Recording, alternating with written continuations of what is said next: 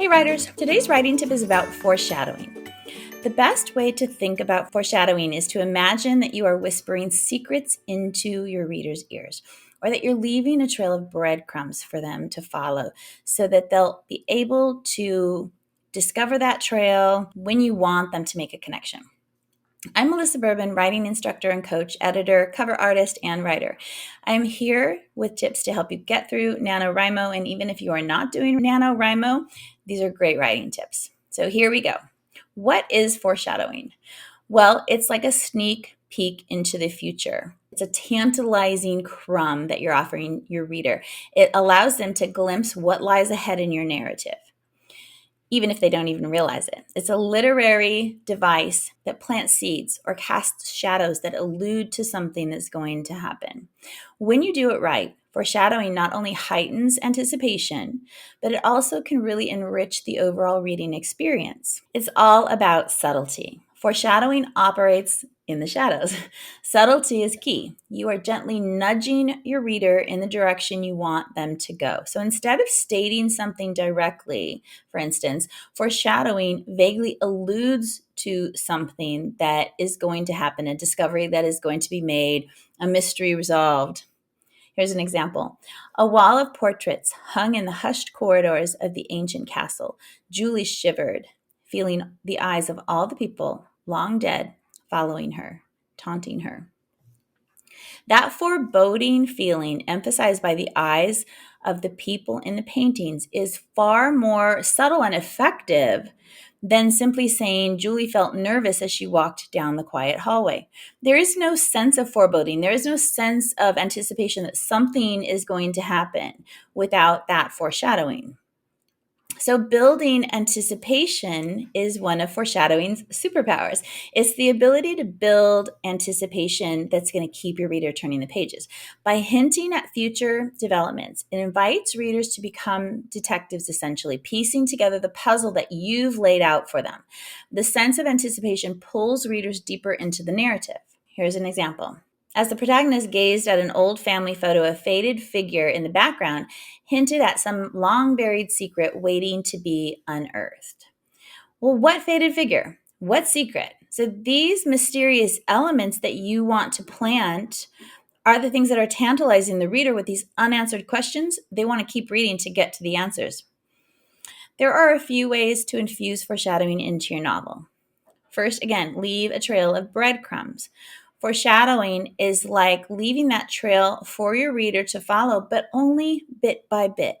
At first, they're just crumbs scattered about without a purpose, without anything tying them together.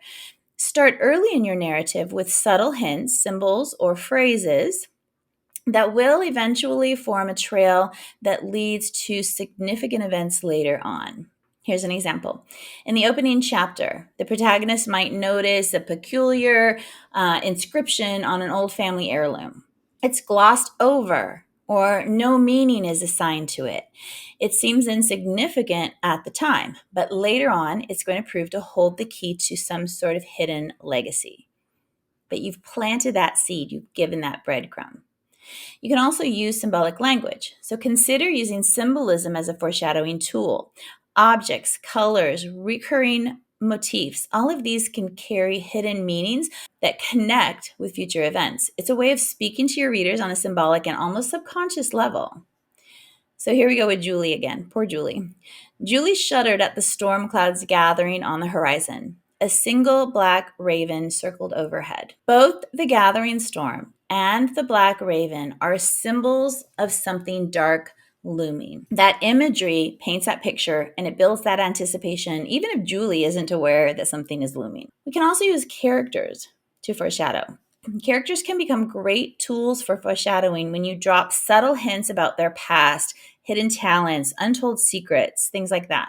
This allows readers to connect the dots as they move through the story. For example, in a casual conversation, let's say a supporting character mentions that the protagonist got this uncanny ability to predict the weather. Later, this skill plays a crucial role in navigating, some life-altering event. Well, if we didn't know that about this protagonist and then it happens later, we're not going to believe it. So it's so important to give this type of foreshadowing so that when that event happens, it makes sense to the reader. The reader has been primed to accept it, and it doesn't come across as contrived. So as you use foreshadowing, think of your timing. You want to find the right times to reveal those breadcrumbs.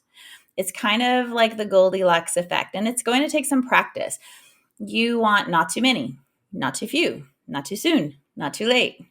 It's kind of intuitive to find those perfect places to embed the foreshadowing that you need along a certain plot path. When the foreshadowing hints you place align with the unfolding events of your plot, it creates a sense of satisfaction and engagement for readers who are really connecting the dots. They're actively participating in your book, in reading your book.